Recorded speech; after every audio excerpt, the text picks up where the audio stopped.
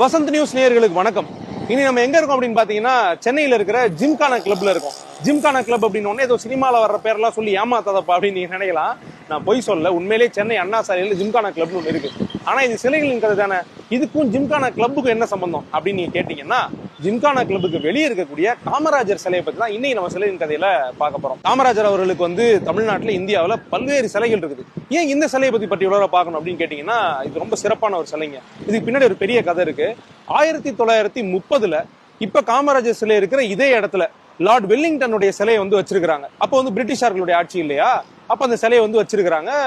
அந்த சிலையில Lord Wellington இடுப்புல கை வச்சுட்டு அப்படி கம்பீரமா போஸ் கொடுக்குற மாதிரியான ஒரு சிலை.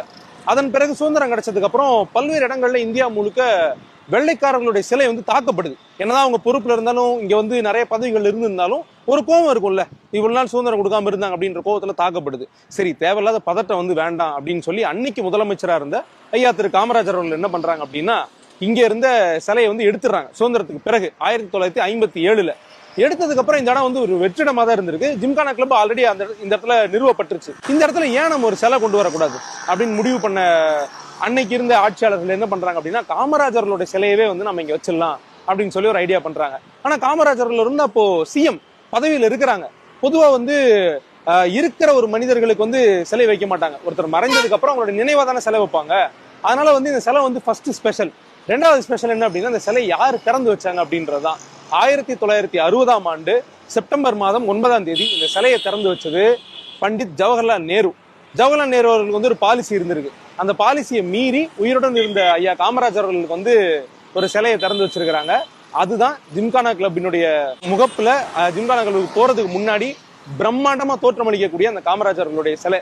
எப்படி லார்ட் வெல்லிங்டன் இடுப்புல கை வச்சு இப்படி நின்றுட்டு இருந்தாரோ அதே மாதிரி இருக்கும். காமராஜர் அவர்களுக்கு தமிழ்நாட்டில் பல்வேறு சிலைகள் இருக்கு. இப்படி இடுப்புல கை வச்ச மாதிரி, சின்ன பசங்களை 2 கையில பிடிச்சிருக்க மாதிரி அப்படிலாம்.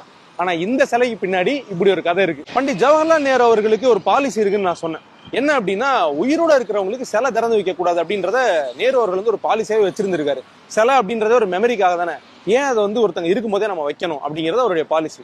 ஆனா அது எல்லாத்தையும் மீறி தமிழ்நாட்டில் சென்னைக்கு அவர் ஒரு சிலையை திறந்து வச்சிருக்காரு அப்படின்னா, அதுக்கு காரணம் யாருக்கான சிலை, யாருடைய சிலை அது அப்படின்றதுதான். அது காமராஜர்களுடைய சிலை.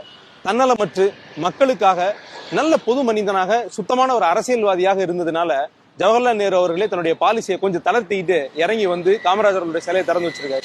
இந்த சிலையில நான் கத்துக்கிறது ஒண்ணுதாங்க.